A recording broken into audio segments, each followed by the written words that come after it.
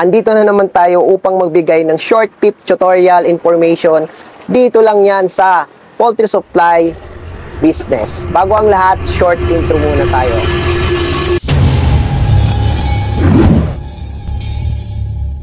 Huwag na tayong magpaligoy-ligoy pa at rektahan na tayo at sasabihin ko sa inyo yung mga dapat nyong gawin.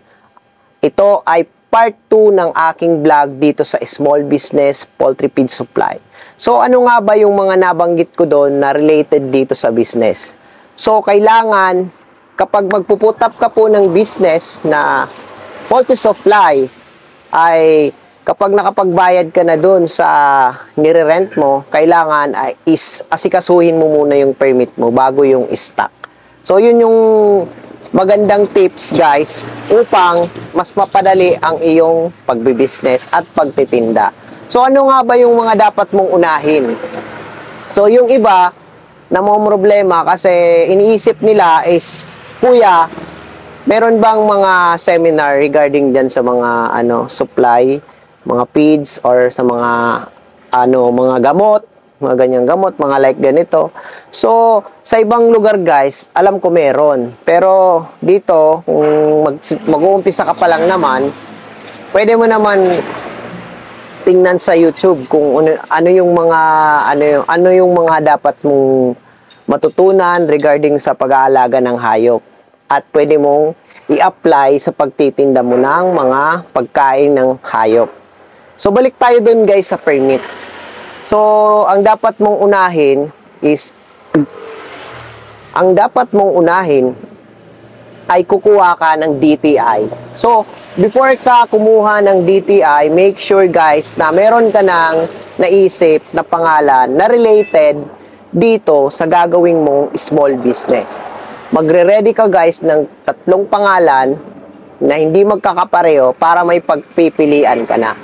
So, pangalawa guys, after mo sa DTI, punta ka na ng munisipyo at doon ka kukuha ng form para sa iyong mayor's permit.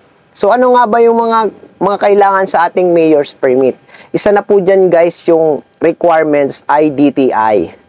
So, kapag wala kang DTI, hindi makukumpleto yung requirements mo sa mayor's permit. So, pangalawa guys, kailangan mo ng pictures ng iyong tindahan. Punta ka sa iyong tindahan na pagpuputapan mo ng business, i-picture mo siya. And then pag picture mo, isa din yun sa isang requirements niya. And then after that, pag na-picture mo na siya, pupunta ka na ulit sa munisipyo, dala ang picture at DTI permit.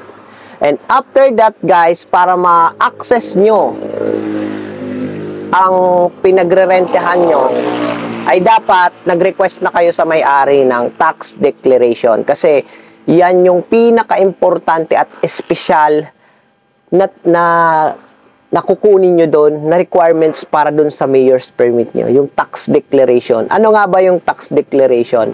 Yung tax declaration ay nagpapatunay na bayad na yung lupa na inupahan mo at legit.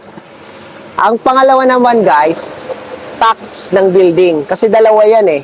Tax ng lupa at tax ng building na pinagtayuan nung nirent mong tindahan. So, yun yung pinakamahalaga guys. Yung very transparent kayo ng may-ari and then nagkaroon kayo ng magandang pagkaunawaan upang makuha mo yung kailangan mo sa permit mo.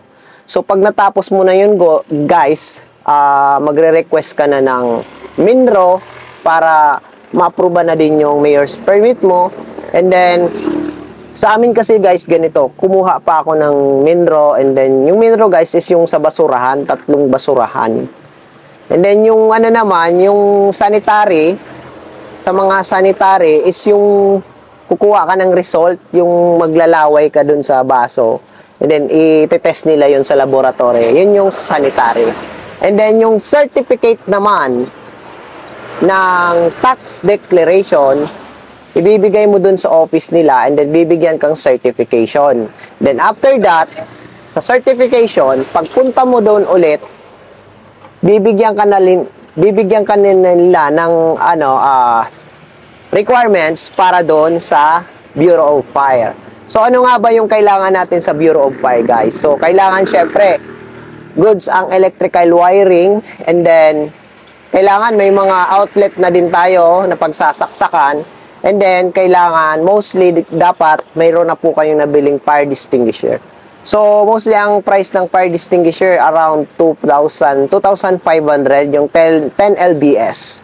So pag nakumpleto mo na yun guys, balik ka na, at pag nakuha mo na yung permit, ang pinaka-importante guys is pag nakuha mo yung permit is isa yun sa requirements para makakuha ka na ng BIR.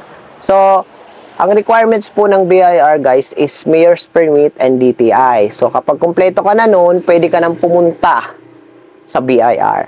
So magkano din naman ang gagastusin? Kasi marami din nagtatanong kung magkano yung ginastos din sa BIR. Yung BIR guys is nagpapatunay na legit ang tindahan mo at magkakaroon ka ng resibo. So mostly ang dito sa amin, ang singil sa amin dito ng resibo, binayaran ko doon, nagpa-print kasi ako, almost 1,500. So 25 booklets na po yun. 25 booklets. Pero nung nagbayad po ako noon, and then before pa po kayo magbayad ng booklets, dapat may certification po kayo na galing kay BIR na nagpapatunay na magpapaprint po kayo ng resibo. So bale, mauuna po muna kayo kay BIR, pangalawa dun sa printing station para makapagpa-print kayo. And then that's all guys. Pag natapos mo na yon, hihintayin mo at least 15 days before matapos yung mga resibo mo. So alam nyo guys, medyo mahaba-haba, medyo mahabang pasensya ang kailangan nyo sa pagpa-permit ng negosyong kagaya nito. Pero pag natapos mo na, magiging magaan sa loob kasi wala kang magiging problema. Hindi ka matatakot eh. So ngayon guys, yun lang muna ngayong araw kasi itatopic natin by the part 3 yung mga dapat yung bilhin, then mga fast moving. So kung hindi ka pa nakapag-subscribe guys, please subscribe para updated ka po sa aking mga vlog and update ka po sa mga latest na ituturo ko. Dito lang yan sa Pet Sushi Shorts. Let's go!